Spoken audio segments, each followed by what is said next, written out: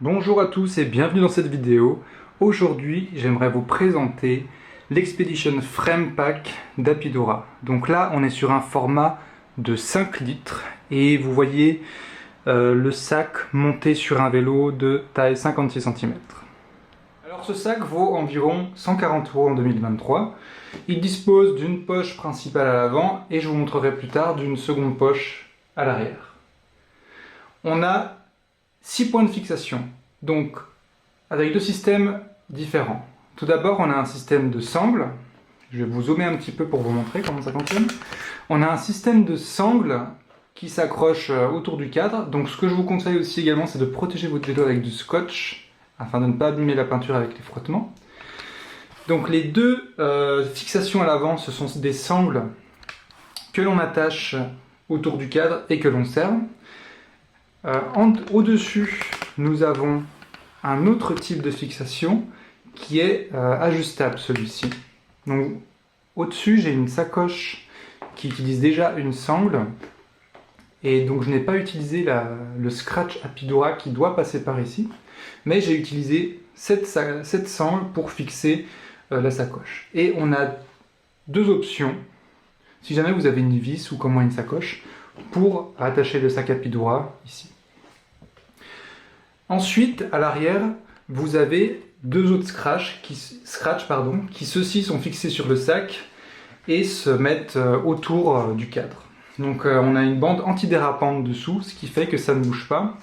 Là, vous voyez également que j'ai mis du scotch pour protéger les cadres, ce qui ajoute encore un effet antidérapant. Et enfin, à l'arrière, vous avez la dernière fixation qui est également une sangle avec laquelle vous entourez votre cadre. Donc 1, 2, 3, 4, 5, 6 points de fixation pour cette sacoche Apidura. Je vous ai dit qu'on avait 5 litres de contenance, donc c'est très facile à ouvrir. Ça force légèrement, puisqu'à l'intérieur, je vais vous montrer de plus près, vous avez un zip qui est étanche. Donc il y a une couche de plastique dessus afin de le rendre étanche. Donc c'est un tout petit peu plus dur à ouvrir qu'une fermeture classique, mais ça s'ouvre bien d'une main. Donc à l'intérieur, on a 5 litres. Alors c'est un sac qui est très pratique puisqu'il est très facilement accessible. Moi, c'est celui que j'utilise sûrement, l'un de celui que j'utilise le plus au cours de mes sorties vélo. Ça fait à peu près 500 km que je l'utilise et j'en suis très content. Je me demande d'ailleurs si j'aurais pas pu prendre le modèle un petit peu au-dessus en taille. Mais pour l'instant, ça me suffit. Donc à l'intérieur, je garde, là j'ai un petit pull à mettre par-dessus parce qu'il commence à faire frais. Souvent, je mets des bars, des sandwichs, de quoi manger sur la route. J'ai une petite serviette aussi. J'ai une trousse, donc là c'est ma trousse avec tous mes ustensiles pour réparer une crevaison, pour revisser des petites choses sur le vélo. Et à l'intérieur également, je vais vous montrer ça de plus près, vous avez une petite poche secrète dans laquelle vous pouvez cacher des petites choses. Donc je l'ai jamais utilisé puisque j'ai d'autres sacoches. Mais c'est bon à savoir. Donc on peut charger beaucoup de choses là-dedans. Avec ce que j'ai mis dedans, j'ai encore de la place. Et la forme de votre sac, en fait, va dépendre de comment vous le chargez. Donc, voilà, là je prends pas trop le temps d'organiser ça. Mais en gros, vous pouvez voir que j'ai encore de la place. Et ça peut se charger en hauteur, puisque là-haut, vous voyez que j'ai de l'espace. Donc c'est plutôt pas mal niveau contenance et très facile d'accès. Donc c'est un sac étanche. J'ai utilisé plusieurs fois sous la pluie. Ça n'a jamais été ce qui est à l'intérieur n'a jamais été mouillé. Ça prend beaucoup la poussière, mais c'est assez facile à nettoyer avec un petit coup de chiffon. À l'avant, vous avez un petit passage pour une poche à eau. Donc vous voyez qu'il y a un petit trou ici, ce qui vous permet de faire passer soit votre propre poche à eau, donc que vous pouvez mettre à l'intérieur, ou alors une poche à eau Apidura qui est compatible avec certains sacs. Maintenant, je vais vous montrer l'autre côté. Alors voici l'autre côté du sac. Vous avez également une autre poche de ce côté-là, qui elle est beaucoup plus petite.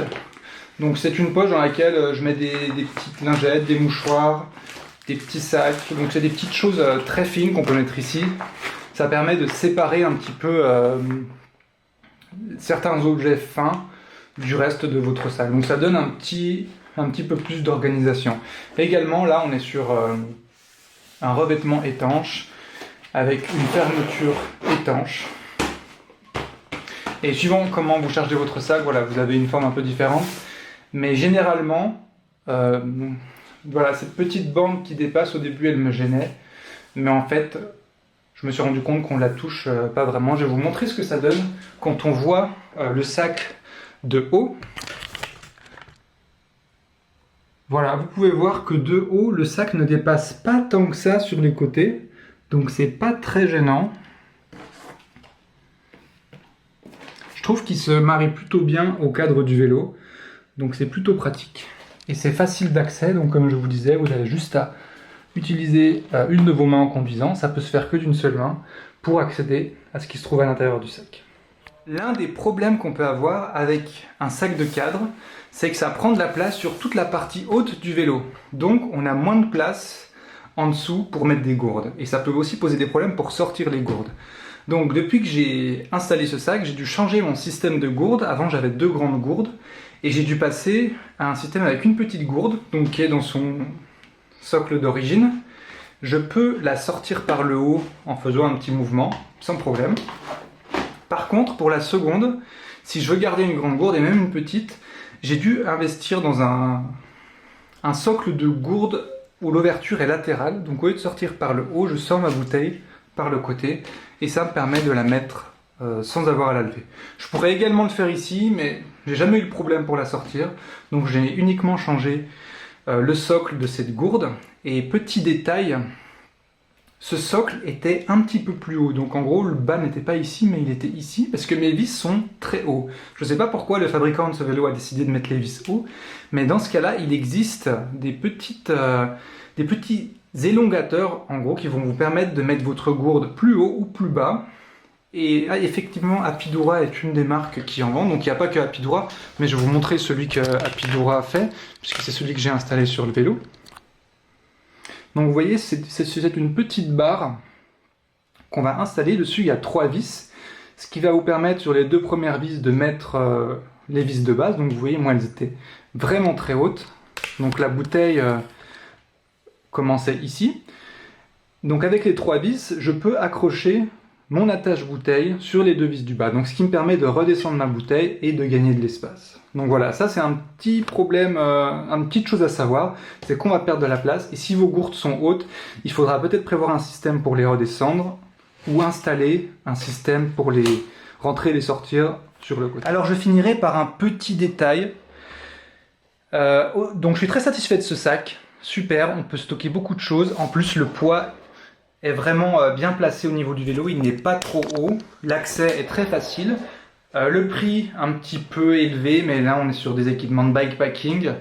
Vous pouvez trouver des sacs similaires sur d'autres marques à des prix moins élevés. Moi je vous présente le Apidura parce que je trouve qu'il s'intégrait bien dans mon vélo, il est assez léger, je crois qu'il fait 180 grammes, et pratique. Donc voilà, mais après il y a d'autres marques, il n'y a pas que Apidura qui fait ça, toutes les marques de bikepacking ont leur sac, moi j'ai préféré le prendre. Au niveau durabilité, je ne sais pas ce que ça va donner, donc je vous disais que c'était un petit peu dur parfois d'ouvrir, j'ai lu qu'il y avait un petit peu de problème avec les fermetures éclairs. Pour l'instant je n'ai jamais eu de soucis, j'espère que ça va durer. Il y a quelques petites marques que je vais vous montrer de très près. Donc ça je ne sais pas si c'est de l'usure par exemple, ou si c'est juste la fabrication qui est comme ça. Donc de mémoire, il y avait déjà des petites choses comme ça lorsque j'ai acheté la sacoche. Il y en a en haut, mais également un petit peu en bas. Vous voyez.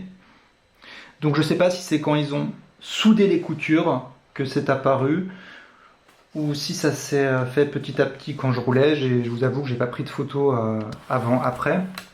Donc voilà, je referai peut-être une vidéo après quelques milliers de kilomètres de plus pour savoir où on en est avec ce sac.